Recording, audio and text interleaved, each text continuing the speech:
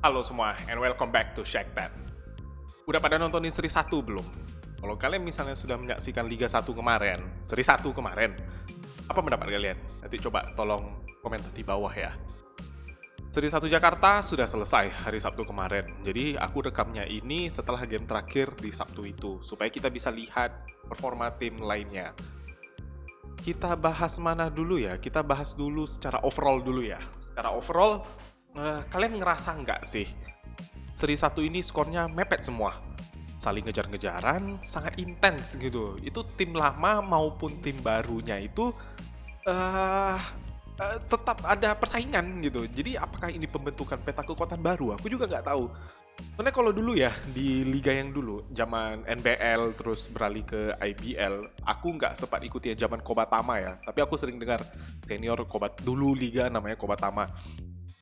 Itu tuh powerhouse tuh tim terpusat di Pelita Jaya, Aspa, Satria Muda, CLS. Dan biasanya tuh kalau melawan tim lain tuh skornya memang relatif jauh gitu. Dan game yang seru kayak skornya dekat-dekat tuh bisa dihitung jari. Beda sama liga kali ini gitu loh. Liga kali ini banyak banget yang skornya kejar-kejaran. Is it a bad thing? Menurut aku, kita sebagai penonton malah diuntungkan. Karena gamenya makin ketat, matchnya makin menarik. Kalau mau dibilang apakah powerhouse teams itu menurun performanya, menurutku juga enggak gitu loh. Karena kalau diperlihatkan dari game sama statistik, mereka tuh masih memimpin gitu. They are still there gitu. Bisa juga ini kita katakan sebagai indikasi our basketball semakin membaik. Bisa juga karena para pemainnya semakin bagus kan, setiap tim kan scoutingnya makin bagus, arsenal kekuatannya makin banyak. Maka terciptalah hari ini di Liga 1 ini gitu loh. Seri 1 Liga sekarang kita simpulannya top. Kita coba lihat standing sementara di Liga 1 ini ya. Standing sementara di Seri 1 Jakarta. Jadi ini standings yang aku akses dari IBL Indonesia ya. Resmi punya website resmi mereka yang update skor-skor. Juga update tentang salah satunya standings ini. Kita lihat ya, di divisi merah itu ada Satria Muda, West Bandit, Tangerang Hawks, Satya Wacana, Indonesia Patriots, Pacific Caesar, Bumi Borneo, dan Bima Perkasa Jogja. Ya kan? Lalu di divisi putih ada Pelita Jaya, Amarta Hang Tuah, Dewa United, Bali United, NSH, Prawira, Evos, Ranspik. Kalau misalnya kalian ikuti IBL dari awal cerita, kalian kan juga tahu kalau divisi merah itu akan bertemu dengan tim di divisi putih paling tidak sekali. Emang cuma sekali aja, bukan paling tidak sekali aja. Gitu. Kita coba lihat di tempat kita lah ya, di divisi merah, Bumi Borneo Basketball Pontianak. Jadi kita sementara tuh ada di peringkat ke-7 dari 8 tim. Ya kan, kita itu sama dengan DNA Bima Perkasa Jogja. Aku rasa kita nomor 7 karena nggak tahu, karena kita main dulu atau karena alfabetnya B, karena itu DNA Bima Perkasa Jogja. Tapi kita dan BPJ sama sekali belum pernah bawa pulang kemenangan, 4 kali kalah. Ya kan, di sini leader standingsnya itu Satria Muda Britama, 3 kali menang, 1 kali kalah. Ya kan, lalu nomor 2 ada West Bandit Solo, 2 kali menang, 2 kali kalah. Tangerang Hawks juga 2 kali menang, 2 kali kalah. Berarti ini satu-satunya klub baru yang berhasil, maksudnya katakanlah 3 besar Tangerang Hawks ya, karena dia bisa mengalahkan yang klub lama kayak Satya Wacana Salatiga, Pacific Caesar Surabaya gitu. Jadi tim baru yang langsung masuk terobos yang ketiga di seri 1 ini ya, di seri 1 ini. Indonesia Patriots juga ada di sana, 1 win, 3 loss. Kalau misalnya kita lihat di divisi putih ya, luar biasa sih. Pelita Jaya Bakri itu 4 win. Ya kan, Amarta Hang Tuah 4 win. Dewa United 4 win. Gila sih kalau bilang. Ini 3 klub nih ngeri banget. Terus ada Bali United 3 kali menang, 1 loss. NSH kita juga pernah ketemu kan. 3 kali win, 1 kali loss. Prawira Bandung 2-2, Evos Thunder, Ranspik, Basketball Club. Di divisi putih setidaknya semua klub pernah menang sekali ya. Gitu loh. Jadi intinya mungkin karena pertemuan antar divisi ini, apakah divisi putih itu lawannya lebih berat? Kalau misalnya dari seri 1 kita bisa bilang gitu ya, karena 3 tim sapu bersih, sweep gitu loh, untuk melawan divisi merah ini. Atau pokoknya di seri 1 inilah mereka sweep lah 4-0 gitu. Jadi ini standing sementara ya. Kita ada di posisi ke-7 teman-teman. Aku belum hitung kira-kira kita butuh berapa win lagi tersisa supaya kita bisa lolos playoff. Jadi aku coba cari tahu dulu. Sekarang kita coba lihat klub kesayangan kita ya, yang di Pontianak ini, Bumi Borneo Basketball. Sepanjang seri 1, Bumi Borneo Basketball atau BBB ya, memberikan perlawanan yang menurut aku ya already did a great job. Namun sayang kita belum dapat membawa pulang kemenangan ya 1 dari 4 pertandingan di seri ini. Kita coba bahas satu persatu ya, satu persatu game gitu loh. Game pertama melawan NSH ya, ini game pertama sebenarnya aku pengen melihat tuh memetakan sebenarnya sejauh mana prepare Bumi Borneo Basketball sejauh ini di liga ini. Skor dimenangkan NSH 68, Bumi Borneo 60. Sayang banget, ini game sayang banget karena tipis menurut aku. Dan Bumi Borneo sebenarnya ada momentum, terutama di kuartal 4 waktu itu. Cuman aku ingat ya, musuhnya waktu itu, lawannya, opponentsnya Newkirk dari NSH. Dialah yang membuat itu tidak terjadi di permainan ini. 28 poin, 7/20 field goal, 35% ya. 2 poinnya 6/17, 35%. 3 poinnya 1/3, 33%. Tapi reboundnya dong 14, assist 6, steal 3. Indeksnya tuh 42 gitu loh. Gila, 42. Apa itu indeks? Intinya tuh performance index, kalau rumusnya itu ada di sini ya. Aku tempelkan rumusnya nih. Gitu. Nah, tidak ada tim dari Bumi Borneo Basketball tuh yang mendekati angka 42 ini. Tertinggi di tim kita itu Mofunanya, 16 poin gitu loh. Apabila dilihat dari statistik, kita tuh kalah rebound di game ini. Ya kan, total reboundnya NSH tuh 50. Bumi Borneo cuma 30. Yang menariknya, offensive rebounds NSH 20. Sedangkan Bumi Borneo cuma 5. Gitu loh. Offensive rebound itu ya penting ya gitu. Karena ada second chance points di sana. Maka nampak second chance point ini NSH ada 18 poin, berhasil ya dari 20 kali offensive rebound 15 menjadi poin. Sedangkan BBB ya cuma 3 poin ya, karena kembali lagi offensive reboundnya sedikit. Terus siapa yang membuat rebound NSH sebanyak itu ya? Salah satunya Ruslan. 12 loh dia sendiri offensive reboundnya. Offensifnya 7, defensifnya 5. Ruslan ini pemain lama, tapi emang luar biasa tinggi. Wingspan-nya juga luar biasa. Dan ini adalah game saat aku mau lihat siapa sih pemain dari Bumi Borneo tuh, pemain lokal yang menonjol gitu loh. Terus muncullah Agam, he steals the spotlight ya kan, nomor 4. Ada Raymond Sari Putra ya kan, pemain veteran juga yang punya pengalaman. Wisnu Saputra juga.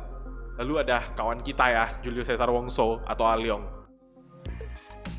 Raymond dan Wisnu ini ada pemain senior, liga profesional, pasti kalian tahulah kalau kalian di basket Indonesia. Aliong adalah pemain lokal ya kan, asli Pontianak. Sayang banget menurut aku game 1 ini kita bisa menang waktu itu menurut aku. Cuma ternyata memang Newkirk-nya sih nggak ada otak. Kalau nggak salah masih ada Glover ya yang belum main ya. Wah, NSH sih pemain asingnya gila men, tough team banget. Lalu ada di game kedua ya, Bumi Borneo melawan Pelita Jaya Jakarta. Ini melawan salah satu powerhouse langganan IBL. Pengen deh sebenarnya nanyain Aliong gimana rasanya bermain lawan Prastawa yang selama ini cuma bisa ditonton di TV. Sekarang bisa bertanding di satu lapangan. Dari awal kita udah tahu, this is not an easy game. Tapi surprisingly kita tuh berhasil menahan Pelita Jaya pas di kuartal pertama, 16-16 dengan Pelita Jaya. Nah, kuartal 2, kuartal 3 kita jeblos. Dior Lohorn nomor 33 dengan teknik underringnya gila sih, deadly banget sih. Kok bisa dia dapat foul terus, positioningnya dapat terus gitu. Aku juga nggak ngerti gitu. Kalau kita lihat dari shot chartnya, ini aku masukin ya, hampir semuanya tuh di paint area ya dari Dior Lohorn ini. Total poin yang didapat dari Dior Lohorn itu 26 poin. 71% 2 poin field goal, 10/14. Ya kan, reboundnya 9 dan dia mendapatkan foul dari lawan sebanyak 7 kali. Berarti ada 7 kali dari Bumi Borneo foul kan Dior Lohorn. Oke, Lohorn is one problem, ya kan? Tapi ada problem lainnya di game ini. Pemain Pelita Jaya Bakri Jakarta yang lokal, yang mampu memberikan kontribusi dengan baik, itu ada Wicaksono, 13 poin, Mono Nimbar, 8 poin, Kevin Bridgewaters, pemain asing sih, 8 poin, Prastawa 11 poin, Fernando Manansang 8 poin. Jadi ini itu kayak tidak cuma mengandalkan satu orang, tapi memang sama rata gitu, sama-sama bisa kontribusi kan. Sisi lain pemain lokal Bumi Borneo ya, itu tidak ada satupun yang bisa mencetak double digit score. Terbanyak Agam dengan 9 poin. Dari game ini aku melihat we need scorer, ya kan? We need someone who brave and dare to take a shot dan masuk. Kenapa? Karena attempt kita tuh tidak jauh berbeda dengan tim lawan. 2 poin field goal kita itu 19/39. PJB 19/37. Gak jauh beda. Lalu 3 point kita 3/20. PJB 6/24. Free throw kita 15/25, PJB 25/33. Jumlah attempt menurut aku sih tidak jauh berbeda. Yang berbeda field goal-nya, made-nya, attempt yang made gitu, attempt yang terrealisasi jadi gol. Yang paling menonjol ya rebounds sama assist ya Pelita Jaya ya.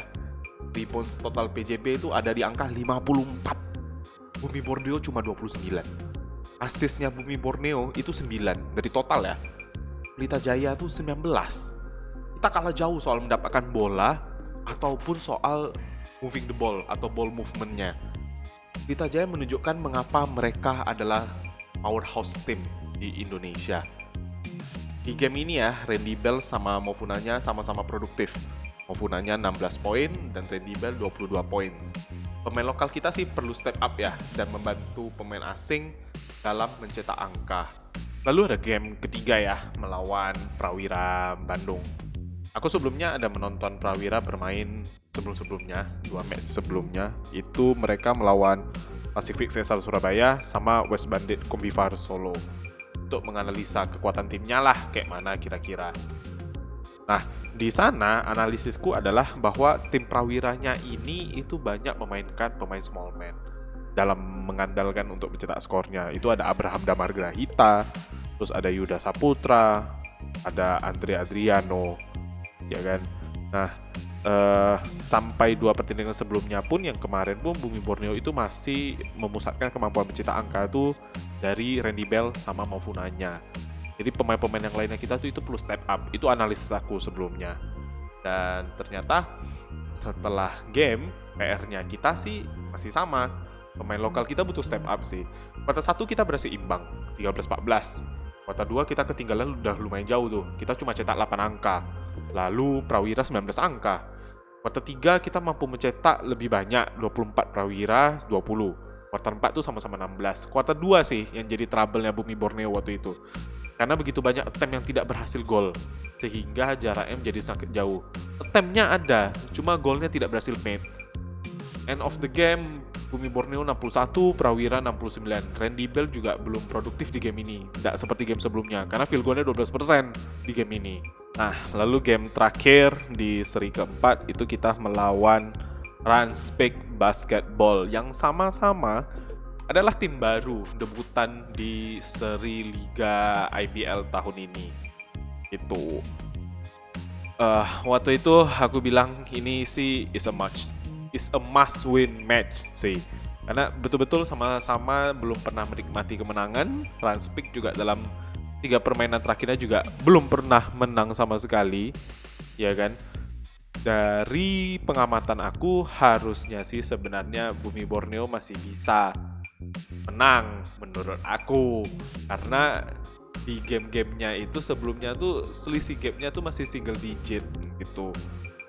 Nah, dari 3 pertandingan terakhir itu pemain lokal dari Rans, ya kan, itu punya kontribusi positif lah terhadap tim. Buka Saputra, Valentino Wungan, Bima Rizky, Januar Kuntara, sama pemain asingnya Hewa Sen dan Jalil Austin. Pemain lokal kita juga dalam 3 permainan terakhir ya bisa memberikan kontribusi positif. Ini totalnya ya, Wisnu Saputra, Agam Subastian, Remo Sariputra, sama Julius Cesar Wongso. Pemain asingnya Austin Mofunanya sama Randy Bell. Menurut aku, pas waktu itu sebenarnya kuncinya adalah turnover. Karena 3 game terakhir dari Ranspik aku nengok bermasalah sekali dengan turnovernya. Kita juga, cuma Ranspik lebih bermasalah lah waktu itu. Jadi menurut aku sih itu PR-nya waktu itu, moga-moga nggak terjadi banyak turnover. Ternyata pas setelah game kita kesannya mana ya, mandul kali ya. Field goal kita sih gitu 11/50 dari 2 point field goal kita, masih jauh lah impresif sebagai satu kesatuan tim ya, karena kita tuh 22%, runs itu 59%. Agak mandul kita waktu game lawan Ranspik ini. Cuma memang performa menakjubkan sih menurut aku itu datang dari Randy Bell, number 1 dari Bumi Borneo. 26 poin, 46 field goal persen, 100% 3 point field goal, 3/3, 5 rebound, 3 assist, 4 steals, and 1 block. Dari game pertama, Randy Bell tidak semantap ini nampaknya permainannya, tapi di game keempat ini melawan Ranspik dia nunjukkan gua bisa loh gitu loh carrying this game. Cuma sayang emang belum bisa menang. Karena Mofunanya juga tidak seproduktif itu di game ini. Kita sebenarnya tuh punya momentum ya. Kita sering banget punya momentum buat menang. Cuma nggak tahu kenapa kayak ada stagnan pas ketika itu sudah mepet skornya. Kita sempat ketinggalan 21 poin loh, biggest lead dari Ranspik. Dan kita berakhir tuh cuma selisih gap 5 poin, 65-70 di end game-nya. Jadi kenapa tuh waktu di game keempat nih bisa menjadi selisih 5 poin aja dari biggest lead 21 poin? Karena turnover gitu loh. Turnovernya Rans itu terjadi 29 kali. Itu terbanyak itu di kuartal 4 yang membuat kita tuh bisa jadi selisih gap jadi 5 poin. Nah, menurut aku harusnya kita bisa manfaatin itu gitu. Turnovernya banyak, cuma sayang aja waktu itu gak terkejar. Terus apa lagi yang menarik dilihat di game ini? Menurut aku ya, Randy Bell sebagai point guard tuh luar biasa loh. Menurut aku juga ya, mungkin bias ya penilaian aku karena sama-sama dengan pemain Pontianak. Tapi ketika Randy Bell dan Julius Caesar itu main bersama, itu plus minusnya tuh bagus gitu loh, positif. Ya maksudnya mungkin keduanya cocok, nggak tahu itu dari pengamatan aku. Duanya cocok mungkin dimainkan di satu lapangan. Cuma ya itu datang dari penonton ya. Aku bukan coach soalnya, aku nggak tahu juga. Cuma nengok permainan sebenarnya cocok gitu karena Randy Bell bisa passing, facilitate others. Ya kan Julius Caesar yang menurut aku bisa lah untuk memanfaatkan attempt menjadi sebuah gol gitu. Cuma ya memang field goalnya kita bermasalah di game keempat ini.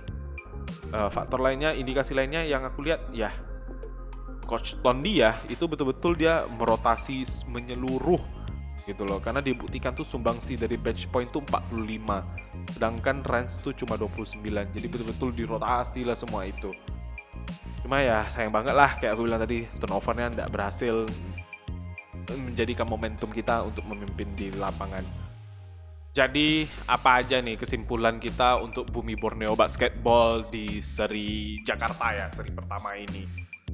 Menurut aku ini adalah tim underdog ya, seharusnya bisa menjadi tim underdog. Karena dia adalah tim baru yang bisa berimbang dari 4 match terakhirnya. Minus melawan Pelita Jaya ya. Karena itu emang susah banget. Dan bisa berimbang dengan tim lama, masih memberikan perlawanan gitu loh.